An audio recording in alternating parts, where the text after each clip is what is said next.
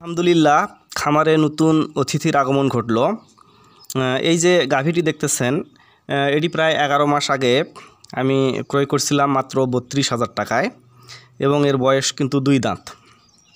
তো ক্রয় করা 1 মাসের মধ্যে এটাই হিটে আসে এবং গাভীটিতে আমি বীজ দিয়েছিলাম।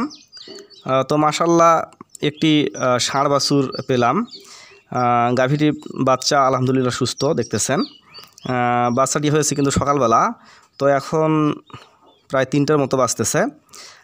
আমি হালকা গরম পানির সঙ্গে স্যাভলন দিয়ে গাভীর পিছন সাইডটা পরিষ্কার করে দিয়েছি এবং রোদে রাখলাম, কেননা গাভীতে যদি ময়লা থাকে তাহলে মাছি বসতে পারে, আর মাছি হচ্ছে অনেক রোগ জীবাণুর বাহক, তাই এই কাজটা করা। তো আপনাদেরও যদি এরকম বাচ্চা হয় তাহলে অবশ্যই পিছনটা একটু পরিষ্কার করে দিবেন এবং স্যাভলন বা ডেটল এগুলো ব্যবহার করবেন।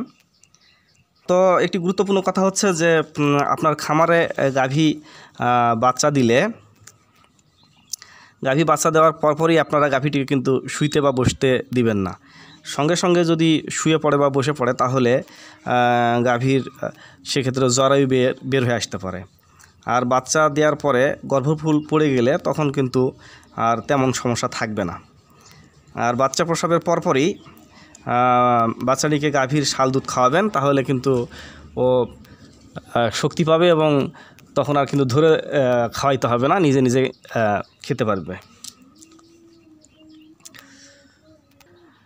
আপনার খামারের গাভী যখন গর্ভবতী হবে তখন গর্ভবতী হওয়ার 7ম মাসে এবং 8ম মাসে গাভীকে প্রতি মাসে 10 দিন আপনার ভালো কোম্পানির ক্যালসিয়াম, তারপর আয়রন টনিক এই জাতীয় সিরাপগুলো খাওয়াবেন।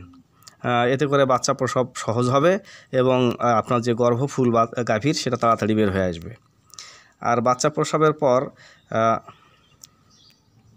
যেহেতু আমরা গাভীর দুধ দহন করি এবং বাছুরও গাভীর পর্যাপ্ত দুধ পান করে, সেক্ষেত্রেও আপনাদেরকে বাচ্চা দেওয়ার পরেও গাভীকে প্রতি মাসে 10 দিন ক্যালসিয়াম খাওয়ানো উচিত।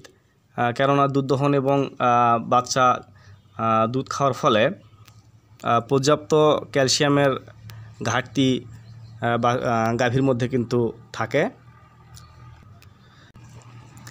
তো আজকে এ পর্যন্ত। সবাই ভালো থাকবেন, সুস্থ থাকবেন, আর আপনাদের খামারও সমৃদ্ধি হোক এই প্রত্যাশায়। আল্লাহ হাফেজ।